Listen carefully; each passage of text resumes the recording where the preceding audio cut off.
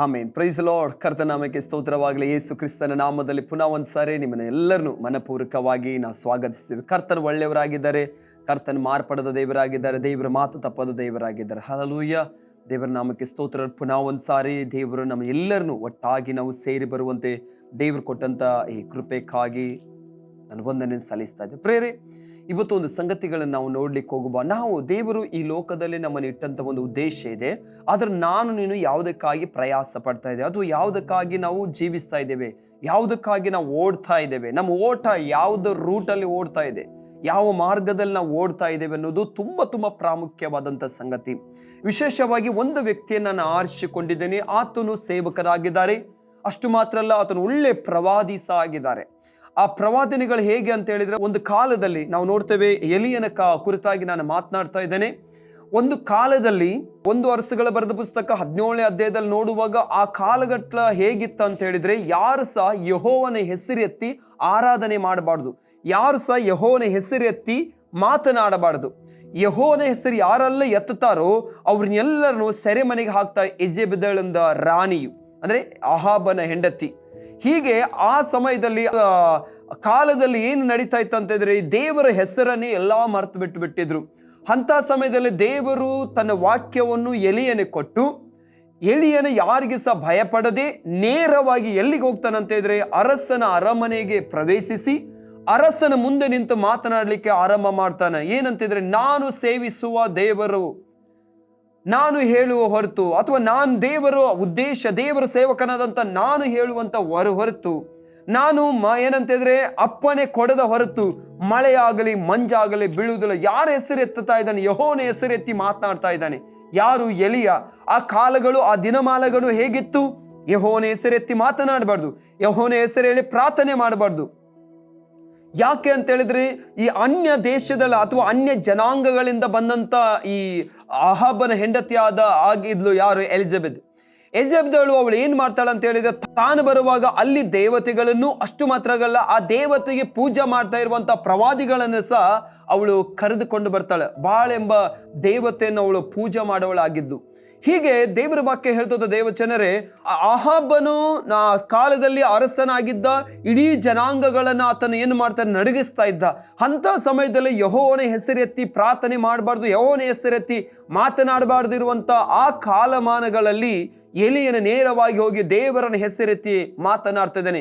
ಅಷ್ಟು ಮಾತ್ರ ಅಲ್ಲ, 18ನೇ ಅಧ್ಯಾಯದಲ್ಲಿ ಬರುವಾಗ ಆತನ ನಾವು ನೋಡ್ತೇವೆ, ದೇವರ ಹೆಸರೆತ್ತಿ ಆತನು ಅರಸನಿಗೆ ಸವಾಲು ಹಾಕ್ತಾ ಇದ್ದಾನೆ. ಅಷ್ಟು ಮಾತ್ರವಲ್ಲ, ಅನೇಕ ಪ್ರವಾದಿಗಳಿದ್ದಾರೆ, 850 ಜನರ ಪ್ರವಾದಿಗಳಿದ್ದಾರೆ.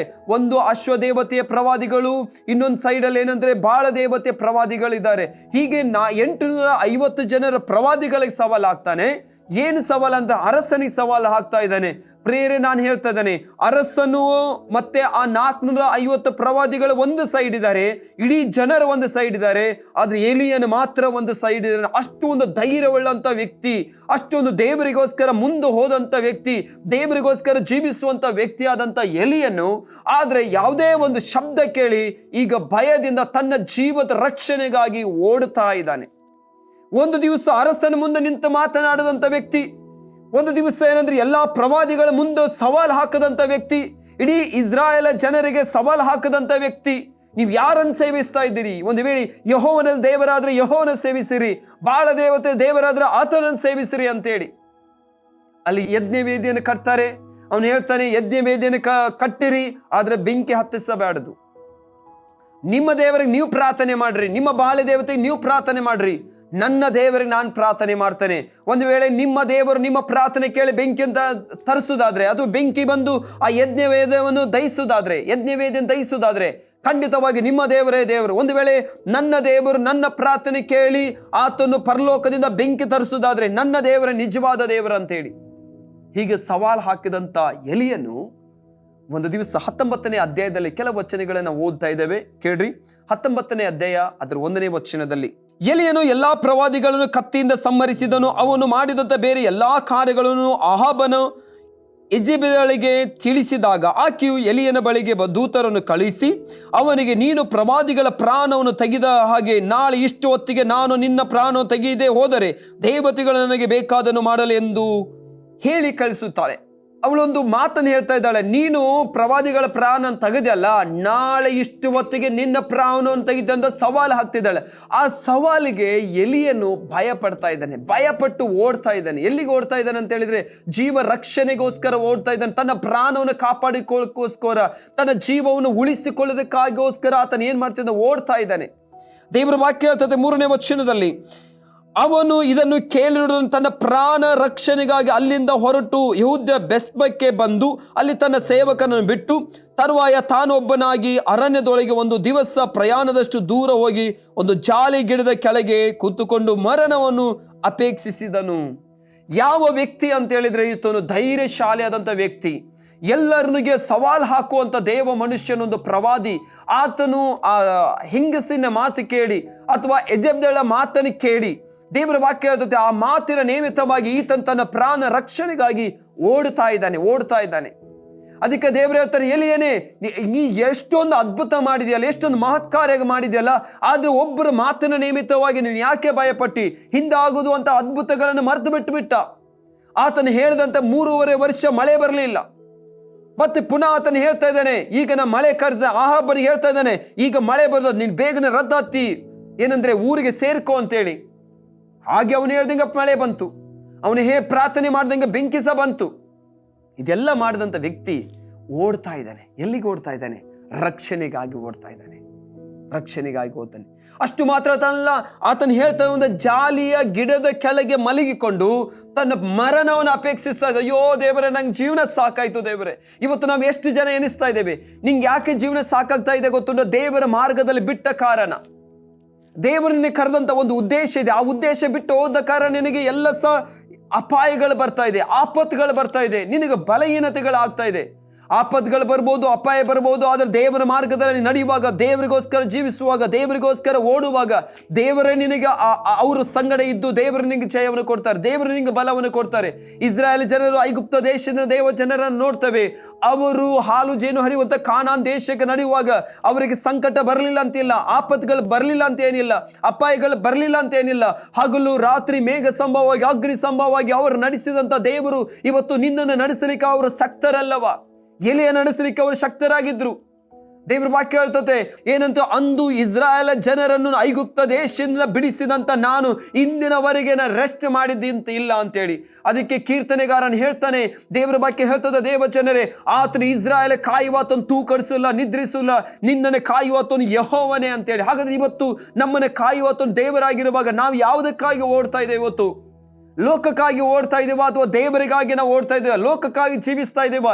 ಇವತ್ತು ನಾವು ಅನೇಕ ಜನಗಳನ್ನ ನೋಡ್ತೇವೆ, ತಾವು ಹುಡುಗಿಯರಿಗೋಸ್ಕರ ಓಡ್ತಾರೆ, ಹುಡುಗನಿಗೋಸ್ಕರ ಓಡ್ತಾರೆ, ಆಸ್ತಿಗೋಸ್ಕರ ಓಡ್ತಾ ಇದ್ದಾರೆ, ಅಂತಸ್ತಿಗೋಸ್ಕರ ಓಡ್ತಾ ಇದ್ದಾರೆ, ಹೆಮ್ಮೆಗೋಸ್ಕರ ಓಡ್ತಾ ಇದ್ದಾರೆ, ಪದವಿಗಾಗಿ ಓಡ್ತಾ ಇದ್ದಾರೆ. ಇವತ್ತು ದೇವರ ಮಕ್ಕಳಾದಂತೆ ನೀವು ಯಾವುದಕ್ಕಾಗಿ ಓಡ್ತಾ ಇದ್ದಾರೆ? ನಿನ್ನ ಓಟ ಏನಾಗಿದೆ ಇವತ್ತು? ಒಂದು ಸಾರಿ ಆಲೋಚನೆ ಮಾಡ್ರಿ. ಭಯದಿಂದ ಓಡ್ತಾ ಇದೆಯಾ ದೇವರ ಮಾರ್ಗವನ್ನು ಬಿಟ್ಟು? ನಾನು ಯಾವಾಗಲೂ ನಿಮಗೆ ಹೇಳುವುದು, ಇವತ್ತು ನಾವೇನಂತಿದ್ರೆ ಕರ್ನಾಟಕ ರಾಜ್ಯಕ್ಕೆ ರಾಜಧಾನಿ ಆದಂಥ ಬೆಂಗಳೂರು ಪಟ್ಟಣಕ್ಕೆ ನಾವು ಹೋಗುವಾಗ, ಆ ಬಸ್ ಸ್ಟ್ಯಾಂಡ್ಗೆ ಹೋಗುವಾಗ, ದೇವ್ರ ಅಲ್ಲಿ ನೋಡುವಾಗ ಎಲ್ಲಾ ಬಸ್ಗಳು ಅಂದ್ರೆ ಲಾಂಗ್ ಸೈಡ್ ಬರುವಂತ ಎಲ್ಲಾ ಬಸ್ಗಳು ಕೆಂಪು ಬಸ್ಸೇ ಇದಾವೆ, ಎಲ್ಲಾ ಕಲರ್ ಕೆಂಪು ಬಸ್ಸೇ. ಆದ್ರೆ ಎಲ್ಲ ಬಸ್ಸು ನಿಮ್ಮ ಊರಿಗೆ ಹೋಗ್ತದ? ಇಲ್ಲ. ನಾವು ನೋಡುವಾಗ ಎಲ್ಲ ಬಸ್ಸು ನಮ್ಮ ಊರುಗಳು ಬರುವುದಿಲ್ಲ. ಈಗ ಬೆಂಗಳೂರು ಪಟ್ಟಣದಿಂದ ಮಂಗಳೂರು ಪಟ್ಟಣಕ್ಕೆ ನಾನು ಬರ್ಬೇಕಂತ ಹೇಳಿದ್ರೆ ಅಲ್ಲಿರುವಂತ ಎಲ್ಲಾ ಕೆಂಪು ಬಸ್ ಹೋಗ್ತಾವಂತ ಅಲ್ಲಿ ಕೂತ್ಕೊಂಡ್ರೆ ನಾನು ಬರುವುದಿಲ್ಲ. ಆದ್ರೆ ನಿನ್ನ ಊರಿಗೆ ಬಸ್ ಯಾವುದು ಹೋಗ್ತದೆ ನಿನಗೆ ಗೊತ್ತಿರಬೇಕು.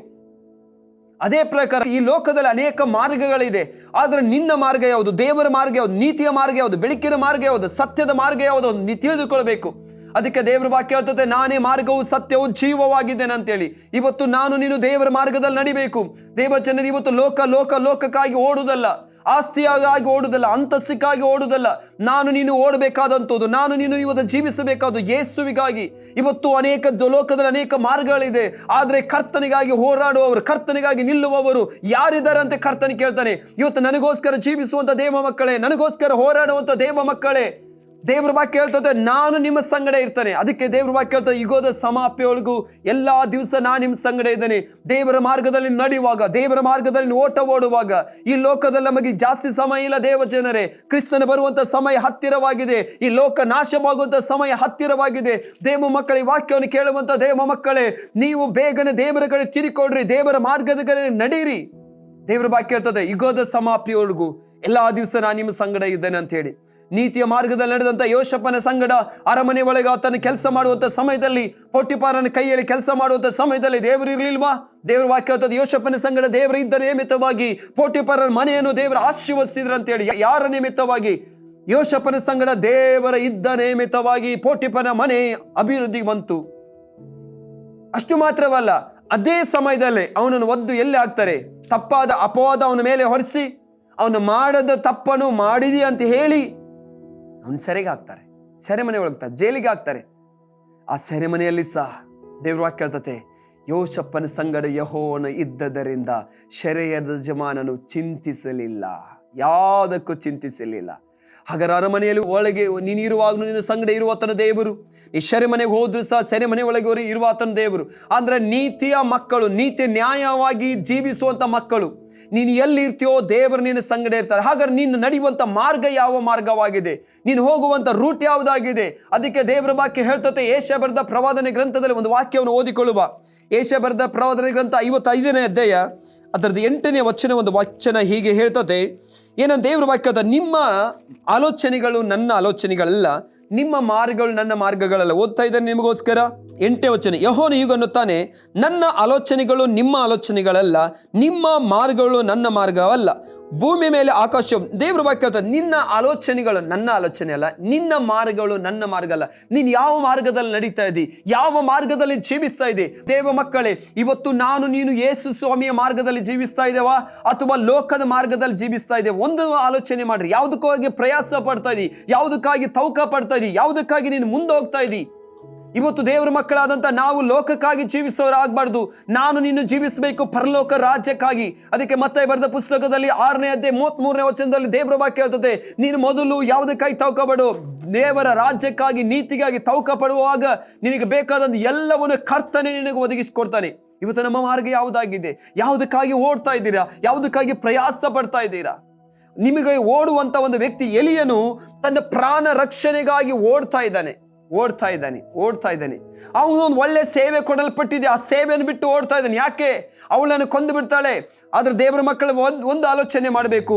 ಇವತ್ತು ನನ್ನ ಜೀವಿತದಲ್ಲಿ ಏನೇ ಬಂದರೂ ಸಹ ನಾನು ಒಂದು ದೃಢವಾದ ತೀರ್ಮಾನ ತೆಗೆದುಕೊಳ್ಬೇಕು. ನಾ ಸತ್ರು ಯೇಸುವಿಗಾಗಿ ಸಾಯ್ತೇನೆ, ಬದುಕಿದ್ರು ಸಹ ಯೇಸುವಿಗಾಗಿ ಬದುಕ್ತಾನೆ. ಇದು ಪ್ರತಿಯೊಂದು ಕ್ರೈಸ್ತರು ತೆಗೆದುಕೊಳ್ಳಬೇಕಾದಂತ ತೀರ್ಮಾನವಾಗಿದೆ. ನನ್ನ ಜೀವಿತದಲ್ಲಿ ಏನೇ ನಡೆಯಲಿ, ಆ ಕಾಲದಲ್ಲಿ ಆ ಎಲಿಯನ್ನು ಒಳ್ಳೆ ಸೇವೆ ಮಾಡ್ತಾ ಇದ್ದ. ದೇವರು ಹೇಳಿದ್ರು, ಆಯ್ತಾಗಾದ್ರೆ ನಿನಗೆ ಆಗುದಿಲ್ಲ ಅಲ್ವಾ, ನಾನು ನಿನ್ನ ಹತ್ತಿರ ಇನ್ನೊಬ್ಬನೇ ಎಬ್ಬಿಸ್ತೇನೆ. ದೇವರು ವಾಕ್ಯ ಹೇಳ್ತದೆ, ದೇವರು ಎಲೀಷನನ್ನು ದೇವರು ಎಬ್ಬಿಸಿದ್ರು. ಎಲೀಷನು ಒಳ್ಳೆ ಸೇವಕನಾಗಿದ್ದ. ಎಲಿಯನ ಮಾತು ಕೇಳಿ ಎಲಿಯನಿಗೆ ವಿಧೇಯನಾಗಿ ನಡೆಯುವಂತ ಸೇವಕನಾಗಿದ್ದ. ಅದಕ್ಕೆ ದೇವಜನರು ಇನ್ನೊಂದು ಮಾತನ್ನು ಹೇಳ್ತಿದ್ದಾನೆ, ನಿಮ್ಮ ಮೇಲಿರುವಂತ ಅಧಿಕಾರಿಗಳಿಗೆ ನೀವು ವಿಧೇಯರಾಗಿರಿ. ನಿಮ್ಮ ಮೇಲಿರುವಂತ ಅಧಿಕಾರಿಗಳಿಗೆ ನೀವು ವಿಧೇಯರಾಗುವಾಗ ದೇವರ ವಾಕ್ಯ ಹೇಳ್ತತೆ, ದೇವರು ನಿಮಗೆ ಎಲಿಯನ ಮೇಲೆ ಇರುವಂತ ಹೇಗೆ 2ರಷ್ಟು ಅಭಿಷೇಕ ಎಲಿಷನ ಮೇಲೆ ಬಂತು, ಅದೇ ಪ್ರಕಾರ ನಿಮ್ಮ ಅಭಿಷಕ್ತನ ಮೇಲೆ ಇರುವಂತ ಅಭಿಷೇಕವನ್ನು ದೇವರು 2ರಷ್ಟು ನಿಮಗೆ ಕೊಡೋರಾಗಿದ್ದಾರೆ. ನಿಮ್ಮ ಯಜಮಾನನ ಹೇಗೆ ನಿಮ್ಮನ್ನು ಪ್ರೀತಿ ಮಾಡ್ತಾನೆ, ದ್ವೇಷ ಮಾಡ್ತಾನೆ, ಅದನ್ನು ನೋಡ್ಬೇಡ್ರಿ. ಕರ್ತನಿಗೆ ಭಯ ಪಡೋರಾಗಿ ನಿಮಗೆ ಕೊಡಲ್ಪಟ್ಟಂತ ಕೆಲಸವನ್ನು ನಿಮ್ಮ ಯಜಮಾನನಿಗೆ ನಂಬಿಗಸ್ತರಾಗಿ ಮಾಡ್ರಿ. ದೇವರ ವಾಕ್ಯ ಹೇಳ್ತತೆ, ಎಲಿಷನ ದೇವರ ಆರಿಸಿಕೊಂಡು. ಈ ಎಲಿಷನ ಕೈಯಲ್ಲಿ ಒಬ್ಬ ವ್ಯಕ್ತಿ ಇದ್ದಾನೆ, ಗೇಜಿ. ಈತನು ತುಂಬಾ ಒಂದು ಜ್ಞಾನವಂತ. ಒಂದು ದಿವಸ ನಾವು ಸತ್ಯವೇದದಲ್ಲಿ ನೋಡುವಾಗ, ಒಂದು ದಿವಸ ಎಲಿಷನ ಆತನು ಒಂದು ಊರಿಗೆ ಹೋಗಿ ಬರ್ತಾ ಇರುವಂತ ಸಮಯದಲ್ಲಿ ಅಲ್ಲೊಂದು ಕುಟುಂಬ ಅವರನ್ನು ನೋಡ್ತತಿ. ಗಂಡ ಹೆಂಡತಿ ಅವರನ್ನು ನೋಡಿ ಅವ್ರು ಹೇಳ್ತಾರೆ, ನೀವು ತುಂಬಾ ನೀತಿವಂತನು, ಒಳ್ಳೆ ವ್ಯಕ್ತಿ ಆಗಿದ್ದಾನೆ, ಒಳ್ಳೆ ಸೇವಕ ಆಗಿದ್ದಾನೆ ಅಂತೇಳಿ ಗಂಡನಿಗೆ ಹೇಳಿ ಅವ್ರು ಏನ್ ಮಾಡ್ತಾರೆ, ತಮ್ಮ ಮನೆ ಮೇಲೆ ಒಂದು ಕೋಣೆಯನ್ನು ಮಾಡಿ, ಒಂದು ರೂಮ್ ಮಾಡಿ, ಅದಕ್ಕೊಂದು ಮಂಚ ಹಾಕಿ ದೀಪ ಸ್ತಂಭವನ್ನಲ್ಲಿ ಇಡ್ತಾರೆ. ಯಾವಾಗಲೂ ಎಲಿಷನಿಗೆ ಹೇಳ್ತಾರೆ, ನೀ ಯಾವಾಗಲೆಲ್ಲ ಬರ್ತೀಯೋ ನೀನು ಇದೇ ರೂಮಲ್ಲಿ ತಂಗಿರ್ಬೋದು, ನಿಂಗೆ ಯಾವ ಸಹ ಅಡ್ಡಿ ಇರುವುದಿಲ್ಲ ಅಂತೇಳಿ ಅವನಿಗೂ ಆಗಿ ಒಂದು ರೂಮನ್ನು ಮಾಡಿ ಕೊಡ್ತಾರೆ. ಹೀಗೆ ಅವ್ರು ಯಾವಾಗಲೂ ಸಹ ಪೋಷಣೆ ಮಾಡ್ತಾ ಇರುವಂತ ಸಮಯದಲ್ಲಿ ಎಲಿಷನ ಆ ಸ್ತ್ರೀಯನ್ನು ಹೇಳ್ತಾನೆ, ನೀನು ಇಷ್ಟೆಲ್ಲ ನನ್ನ ಪೋಷಣೆ ಮಾಡ್ತೇನೆ, ನಮಗೆ ಆಹಾರ ಕೊಡ್ತಾ ಇದ್ದೀನಿ, ನಿನ್ನ ಮನೆ ಮೇಲೆ ನಮ್ಗೆ ರೂಮ್ ಮಾಡಿ ಕೊಟ್ಟಿದೀಯಾ, ಇಷ್ಟೆಲ್ಲ ನನಗಾಗಿ ಸಹಾಯ ಮಾಡ್ತಿದ್ಯಲ್ಲ, ನಿನಗಾಗಿ ನಾನು ಏನು ಮಾಡಬೇಕು? ಅರಸನೊಂದಿಗೆ ಮಾತನಾಡಲ ನಿನಗಾಗಿ ಅಂತೇಳಿ ಅವಳು ಹೇಳ್ತಾಳೆ, ಏನೂ ಸಹ ಬೇಡ, ನಾನು ನನ್ನ ಕುಟುಂಬದವರೊಂದಿಗೆ, ನನ್ನ ಸ್ವದೇಶದೊಂದಿಗೆ ನಾನು ಒಳ್ಳೆ ಚೆನ್ನಾಗಿ ಇದ್ದೇನೆ, ನಮ್ಮ ಕುಟುಂಬದವರೊಂದಿಗೆ ಏನು ಪ್ರಾಬ್ಲಮ್ ಏನಿಲ್ಲ ಅಂತೇಳಿ ಅವಳು ಹೇಳಿ ಹೋಗ್ತಾಳೆ. ಗೇಜಿನ ಎಲಿಷ ಕರಿತೇನೆ, ಗೇಜಿ ಇವಳು ಇಷ್ಟೆಲ್ಲ ಉಪಕಾರ ಮಾಡ್ತಾ ಇದ್ದಾಳಲ್ಲ, ಇವಳಿಗೆ ನಾವು ಏನು ಮಾಡುವ ಅಂತೇಳಿ. ಈ ಗೇಜ್ ಹೇಳ್ತಾನೆ, ಎಲಿಷನಿಗೆ ಗೊತ್ತಾಗದಂಥ ಸಂಗತಿಗಳು ಇವನು ಹೇಳ್ತಿದ್ದಾನೆ. ಏನು ಅಂದರೆ ಎಲಿಷನ್ ಗೊತ್ತಾಗ್ತಿಲ್ಲ ಅವಳಿಗೆ ಏನು ಮಾಡಬೇಕು ಉಪಕಾರ ಅಂತ. ಹೇಳಿ ಗೇಜ್, ನಿಂಗೆ ಏನಾದರೂ ಸ್ವಲ್ಪ ದೇವರ ಆಲೋಚನೆ ಕೊಟ್ಟರೆ ಹೇಳಿ, ಏನು ಮಾಡುವ ಅವಳಿಗೆ ನಾವು. ಯಾಕಂದ್ರೆ ಅವಳು ತುಂಬ ಉಪಕಾರ ಮಾಡ್ತಿದ್ದ. ಅದಕ್ಕೆ ದೇವರ ವಾಕ್ಯ ಹೇಳ್ತದೆ, ದೇವ ಮಕ್ಕಳೇ, ನೀನು ಏನನ್ನು ಉಪಕಾರ ಮಾಡ್ತೀಯೋ ಪ್ರತಿಫಲವಾಗಿ ಯಾರು ನೋಡೋದಿದ್ರು ಸಹ ಕರ್ತ ನಿನಗೆ ಪ್ರತಿಫಲವಾಗಿ ಕೊಡ್ತಾನೆ. ಯಾವತ್ತೂ ಎನಿಸಬೇಡ, ನೀ ಸುರಿಸಿದಂಥ ಕಣ್ಣೀರು ಅದು ಏನು ತಪ್ಪಿ ಹೋಗುದಿಲ್ಲ. ನೀ ಮಾಡಿದಂಥ ಪ್ರಾರ್ಥನೆ ವ್ಯರ್ಥವಾಗುದಿಲ್ಲ. ನೀ ಕೊಡಲ್ಪಟ್ಟಂಥ ಕಾಣಿಕೆ ಅದು ವ್ಯರ್ಥವಾಗಲ್ಲ. ಇಷ್ಟೋಸ್ಕರ ದೇವರ ಸೇವೆಗಾಗಿ ಬಿತ್ತಿದ್ದೇನೆ, ಇಷ್ಟು ಸೇವಕರಿಗೋಸ್ಕರ ಕೊಟ್ಟಿದ್ದೇನೆ ಅಂತ ನೀನು ಹೇಳ್ತಾ ಇರ್ಬೋದು. ಆದರೆ ಒಂದು ದಿವಸ ದೇವರು ನಿನ್ನ ಸೆರಗು ತುಂಬುವಷ್ಟು, ನಿನ್ನ ಏನಂದ್ರೆ ಜಡಿದು ಅಳ್ಳಾಡಿಸುವಷ್ಟು, ಹೊರಸೂಸುವಷ್ಟು ದೇವರು ನಿನಗೆ ಕೊಡ್ತಾರೆ. ಅದು ದೇವರ ವಾಕ್ಯ ಹೇಳ್ತದೆ. ಓಕೆ, ಹಾಗಾದ್ರೆ ಗೇಜ್ ಹತ್ರ ಎಲಿಷನ್ ಕೇಳುವಾಗ ಗೇಜ್ ಹೇಳ್ತಾನೆ, ಅವರಿಬ್ಬರು ಮುದುಕರಾಗಿದ್ದಾರೆ, ಗಂಡನ ಮುದುಕ, ಹೆಂಡತಿ ಸಹ ಮುದುಕ, ಅವರಿಗೆ ಮಕ್ಕಳಿಲ್ಲ ಅಂತೇಳಿ. ಕರಿತಾನೆ ಅವಳನ್ನು, ಇದೇ ವರ್ಷ ವರ್ಷದಲ್ಲಿ ನಿನಗೊಂದು ಮಗ ಇರ್ತಾನಂತ ಹೇಳಿ. ಅಂದ್ರೆ ನಾನು ಯಾಕೆ ಈ ಟಾಪಿಕ್ ತೆಗೆದುಕೊಂಡಿದ್ದೇನೆ ಅಂತ ಹೇಳಿದ್ರೆ, ಇದು ಒಂದೇ ಒಂದು ಸಂಗತಿ. ಅಂದ್ರೆ ಗೇಜನು ಅಷ್ಟು ಜ್ಞಾನವಂತನಾಗಿದ್ದ, ಅಷ್ಟು ದೇವರ ಸೇವೆಯಲ್ಲಿ ಮುಂದೆ ಹೋಗ್ತಾ ಇದ್ದ. ನೀನು ಯಾವುದ್ರಲ್ಲಿ ಆದ್ರೂ ಮುಂದೆ ಹೋಗುವಾಗ ನಿನಗೆ ರಾಂಗ್ ಆದ ಮಾರ್ಗಗಳ ಕನೆಕ್ಟ್ ಆಗ್ತವೆ. ನೀನು ಆ ಮಾರ್ಗದಲ್ಲಿ ಹೋಗಬಾರ್ದು. ದೇವರ ಸೇವೆಯಲ್ಲಿ ದೇವರ ಸೇವಕನೊಂದಿಗೆ ವಿಧೇಯನಾಗಿ ನಡೆದುಕೊಂಡು ಹೋಗ್ತಾ ಇರುವಂತ ಗೇಜ್ ಗೊತ್ತಿತ್ತು, ಎಲಿಯನ ಮೇಲಿರುವಂತ ಅಭಿಷೇಕ ಎಲಿಷನ ಮೇಲೆ ಬಂದಿದೆ. ಈಗ ಎಲಿಷನಿಗೆ ನಾನು ವಿಧೇಯನಾದರೆ ಆ ಎಲಿಷನ ಮೇಲಿರುವಂತ ಅಭಿಷೇಕ ನನ್ನ ಮೇಲೆ, ಗೇಜ್ ಆದಂತ ನನ್ನ ಮೇಲೆ ಸಹ ಬರ್ತದೆ ಅಂತ ಹೇಳಿ ಗೊತ್ತಿತ್ತು ಅವನಿಗೆ. ಅಷ್ಟು ವಿಧೇಯನಾಗಿ ಹೋಗ್ತಾ ಇದ್ದ, ಅಷ್ಟು ವಿಧೇಯನಾಗಿ ನಡೀತಾ ಇದ್ದ. ಎಲ್ಲಿಂದ ಬಂತೋ ಗೊತ್ತಿಲ್ಲ, ಒಂದು ಸಂಗತಿ ಬಂತು. ಹಲ್ಲೆಲೂಯಾ. ಒಂದು ಐಶ್ವರ್ಯವಂತನ ಬಂದ. ಆತನ ನೋಡುವಾಗ ಆತನ ಕುಷ್ಠ ಹತ್ತಿದೆ. ಆತನು ಬೆಳ್ಳಿಯನ್ನು, ಬಟ್ಟೆಗಳನ್ನು ತೆಗೆದುಕೊಂಡು ಬಂದಿದ್ದಾನೆ. ಆತನ ಹೆಸರು ನಾಮಾನ. ಈ ನಾಮಾನ ಬಂದು ಎಲಿಷನ ಹತ್ರ ಹೇಳ್ತಾನೆ, ನಾನು ಗುಣವಾಗಬೇಕು ಅಂತೇಳಿ. ಎಲಿಷನ್ ಹೇಳ್ತಾನೆ, ನೀನು ಹೋಗಿ ಯೋರ್ದನ ಹೊಳೆಯಲ್ಲಿ 7 ಸಾರಿ ಮುಳುಗು, ನಿನ್ ಗುಣವಾಗ್ತದ ಅಂತೇಳಿ. ಅವನು ಅದೇ ಪ್ರಕಾರ ಫಸ್ಟ್ ಆಗುದಿಲ್ಲ ನಾಟಕ ಮಾಡ್ತಾನೆ. ಆದ್ರೂ ಸಹ ರೋಗ ಉಂಟಲ್ಲ, ಏನ್ ಮಾಡೋದು, ರೋಗ ಇರುವಾಗನೇ ಗೊತ್ತಾಗ್ತದೆ. ಆಯ್ತಂತ ಹೋಗಿ ಮುಳುಗ್ತಾನೆ 7 ಸಾರಿ, ಖಂಡಿತ ಅವನಿಗೆ ಗುಣವಾಗ್ತದೆ. ಎಲಿಷನ್ ಹತ್ರ ಬರ್ತಾನೆ, ಪುನಃ ಬಂದು ನಾನು ಹಿಂಗೆ ಬಹುಮಾನ ಕೊಡ್ತಾನೆ ಅಂತೇಳಿ. ಎಲಿಷನ್ ಹೇಳ್ತಾನೆ, ಆ ಬಹುಮಾನ ನಾನು ಮುಟ್ಟುವುದಿಲ್ಲ, ಆ ಬಹುಮಾನ ನನಗೆ ಬೇಡ ಅಂತೇಳಿ. ಅವನು ಆಯ್ತಂತ ಹೇಳಿ ಹಿಂತಿರುಗಿ ಹೋಗುವಾಗ ಈ ಗೇಜಿ ಎಲಿಷನ್ ಹತ್ರ ನಿಂತನು ಓಡ್ತಾ ಇರ್ತಾನೆ. ಆಗುವಂತ ಎಲ್ಲ ಸಂಗತಿ, ಅಷ್ಟೊಂದು ಹಣ ಬರ್ತಾ ಇದೆ, ಅಷ್ಟೊಂದು ಬೆಳ್ಳಿ ಇದೆ, ಅಷ್ಟೊಂದು ಒಳ್ಳೆ ಬಟ್ಟೆ ಇದೆ, ಅಷ್ಟೆಲ್ಲ ಇರುವಾಗ ಅದನ್ನು ತೆಗೆದುಕೊಂಡು ಬರ್ಬೇಕನ್ನೋ ಒಂದು ಸ್ವಲ್ಪ ಸಹ ಬುದ್ಧಿ ಇಲ್ಲ. ಹಣ ಮಾಡೋದಂತೂ ಗೊತ್ತಿಲ್ಲ, ಹೇಗೆ ಜೀವಿಸ್ಬೇಕಂತ ಗೊತ್ತಿಲ್ಲ. ಯಾವಾಗ ನೋಡಿ ಸಹ ಪ್ರಾರ್ಥನೆ ಪ್ರಾರ್ಥನೆ ಪ್ರಾರ್ಥನೆ ಅದರಲ್ಲೇ ಇರ್ತಾರೆ. ಹೇಗೆ ಜೀವಿಸ್ಬೇಕನ್ನೋದು ಗೊತ್ತಿಲ್ಲ ಅಂತ ಹೇಳಿ ಅವನಿಗಿದ ನಾನು ಜ್ಞಾನಿಯಾಗಿದೆ, ನಾನು ಬಿಡಲಾರೆ ಅಂತ ಹೇಳಿ ದೇವ್ರ ವಾಕ್ಯ ಹೇಳ್ತತೆ. ಆತನು ಓಡ್ತಾ ಇದ್ದಾನೆ. ಎಲ್ಲಿ ಓಡ್ತಾ ಇದ್ದಾನೆ ಅಂತ ಹೇಳಿದ್ರೆ ದೇವ್ರ ವಾಕ್ಯ ಹೇಳ್ತತೆ, ಗೇಜಿ ನಾಮಾನನ ಹಿಂದೆ ಓಡ್ತಾ ಇದ್ದಾನೆ. ಯಾವುದಕ್ಕಾಗಿ ಓಡ್ತಾ ಇದೆಯಾ ಗೇಜಿನ ಅಂತ ಹೇಳಿದ್ರೆ, ಹಣಕ್ಕಾಗಿ, ಆಸ್ತಿಗಾಗಿ, ಅಂತಸ್ತಿಗಾಗಿ ಓಡ್ತಾ ಇದ್ದಾನೆ ಅಂತೇಳಿ. ಯಾವುದಕ್ಕಾಗಿ? ಹಣ, ಆಸ್ತಿ, ಅಂತಸ್ತು. ನಾನು ಒಂದು ವಾಕ್ಯ ನಿಮಗೆ ತೋರಿಸ್ತೇನೆ. 2 ಅರಸುಗಳ ಬರೆದ ಪುಸ್ತಕ 5ನೇ ಅಧ್ಯಾಯ 20ನೇ ವಚನ ಓದ್ತಾ ಇದೆ. ನಾಮಾನನು ಸ್ವಲ್ಪ ದೂರಕ್ಕೆ ಹೋದ ನಂತರ ದೇವರ ಮನುಷ್ಯನಾದ ಎಲಿಷನು ಸೇವಕರ ಗೇಜಿ ಮನಸ್ಸಿನಲ್ಲಿ, ನನ್ನ ಯಜಮಾನನ ಆ ನಾಮಾನನಿಂದ ಏನು, ಆ ಆರಾಮ್ಯರಾದ ನಾಮಾನನಿಂದ ಏನೂ ತೆಗೆದುಕೊಳ್ಳದೆ ಅವನ ಹಾಗೆ ಕಳಿಸಿಬಿಟ್ಟನಲ್ಲ. ನಾನು ಅವನ ಹಿಂದೆ ಓಡುತ್ತಾ ಹೋಗಿ ಅವನಿದ್ದ ಸ್ವಲ್ಪವನ್ನಾದರೂ ಬಾಚಿಕೊಂಡು ಬರುವೇನೆಂದು ಅಂದುಕೊಂಡು ಹೊರಟುನು. ನಾಮನನ ತನ್ನ ಹಿಂದೆ ಓಡುತ್ತಾ ಬರುವುದ ಗೇಜಿಯನ್ನು ಕಂಡು ರಥವನ್ನು ಅವನನ್ನು ಎದುರುಗೊಂಡೆ ಕ್ಷೇಮವೋ ರಥವನ್ನು ನಿಲ್ಲಿಸ್ತಾನೆ. ಈ ನಾಮನ ಓಡ್ತಾ ಇದ್ದಾನೆ, ಗೇಜಿ ಓಡ್ತಾನೆ. ಯಾರ ಹಿಂದೆ? ನಾಮನ ಹಿಂದೆ. ಯಾವುದಕ್ಕಾಗಿ? ಹಣಕ್ಕಾಗಿ, ಆಸ್ತಿಗಾಗಿ, ಅಂತಸ್ತಿಗಾಗಿ. ಏನ್ ಗೇಜಿ ಏನು ಓಡ್ಕೊಂಡು ಬರ್ತಾ ಇದೆ? ಕ್ಷೇಮವೋ? ಹೌದು ಕ್ಷೇಮ. ಆದರೆ ಬೇರೆ ಎಲ್ಲಿಂದನೋ 2 ಸೇವಕರು ಬಂದಿದ್ದಾರೆ, ಅವ್ರಿಗೆ ಏನಾರ ನಾವು ಅತಿಥಿ ಸತ್ಕಾರ ಮಾಡ್ಬೇಕಲ್ವಾ, ಅದಕ್ಕೆ ನನ್ನ ಯಜಮಾನ ಹೇಳಿದ್ದಾರೆ ಸ್ವಲ್ಪ ನಿನ್ನಿಂದ ಬಾಚಿಕೊಂಡು ಬರ್ಬೇಕಂತೇಳಿ.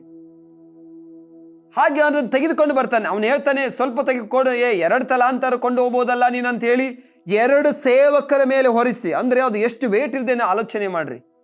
ತನ್ನ ಸೇವಕರ ಮೇಲೆ 2 ಸೇವಕರ ಕಳಿಸಿ, ಹೋಗ್ರಪ್ಪ ಈ ಗೇಜಿ ಒಂದಿಗೆ ಹೋಗಿ ಇದನ್ನ ಅವ್ರ ಮನೇಲಿ ಇಟ್ಟು ಬನ್ನಿ ಅಂತೇಳಿ. ಗೇಜಿ ತನ್ನ ಮನೇಲಿ ಇಟ್ಟು ಬರ್ತಾನೆ. ಆಗುವಂತ ಸಂಗತಿ ಕೇಳ್ರಿ.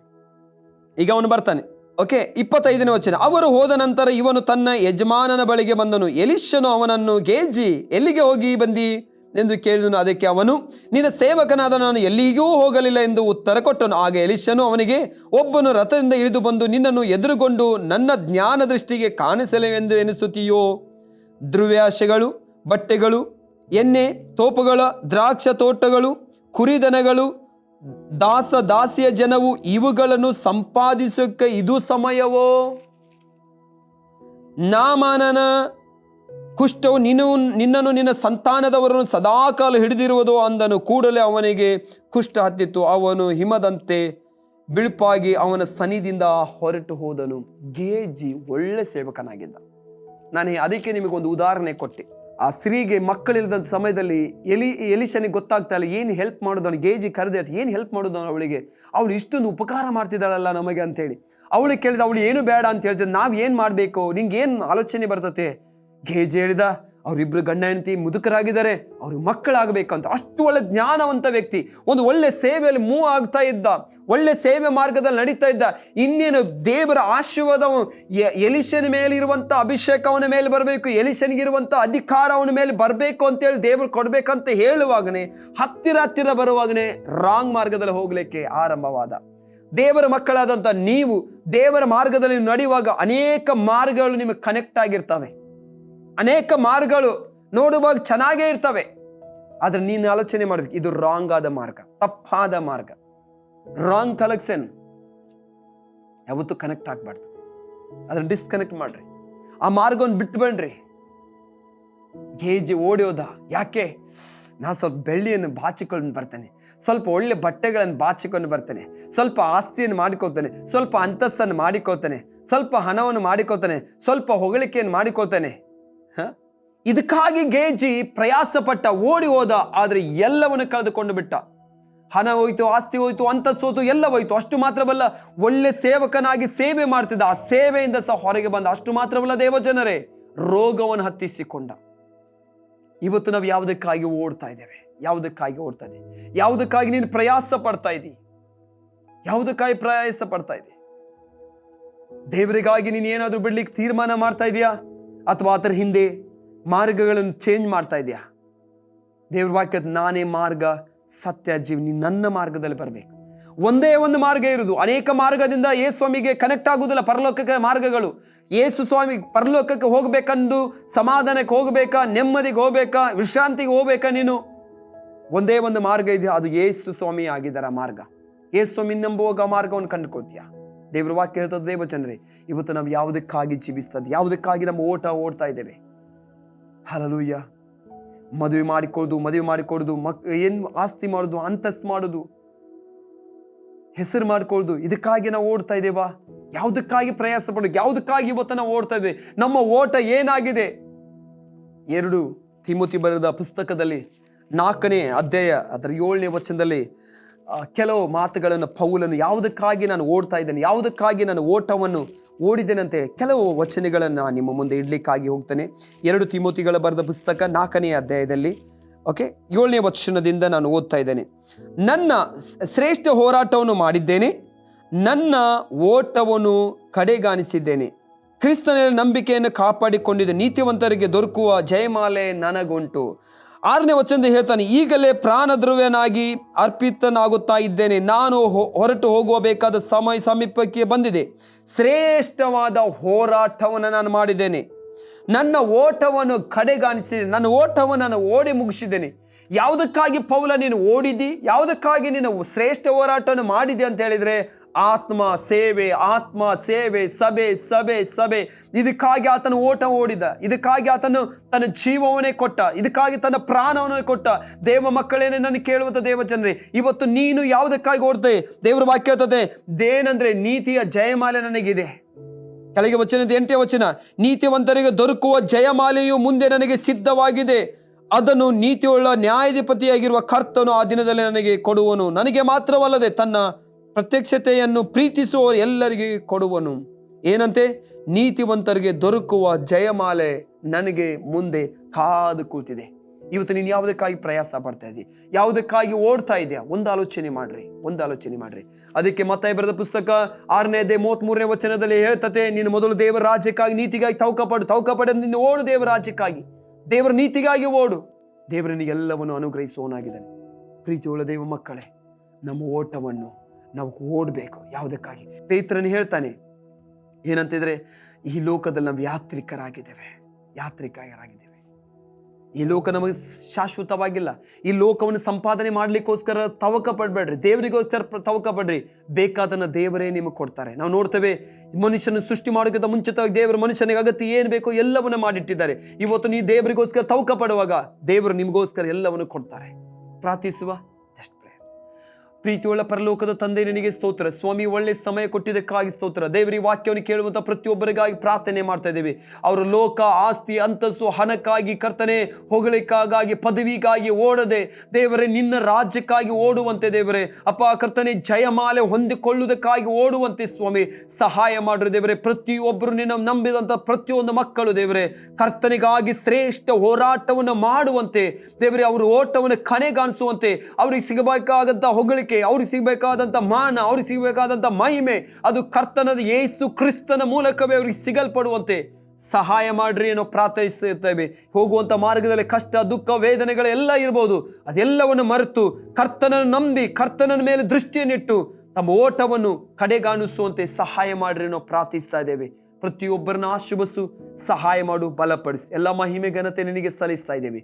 ಯೇಸು ಕ್ರಿಸ್ತನ ನಾಮದಲ್ಲಿ ಬೇಡಿಕೋತಾ ಇದ್ದಾನೆ ಪ್ರೀತಿಯುಳ್ಳ ಪರಲೋಕದ ತಂದೆ. ಆಮೆನ್. God bless you. ದೇವರು ನಿಮ್ಮನ್ನೆಲ್ಲರನ್ನು ಆಶೀರ್ವದಿಸಲಿ. Praise the lord.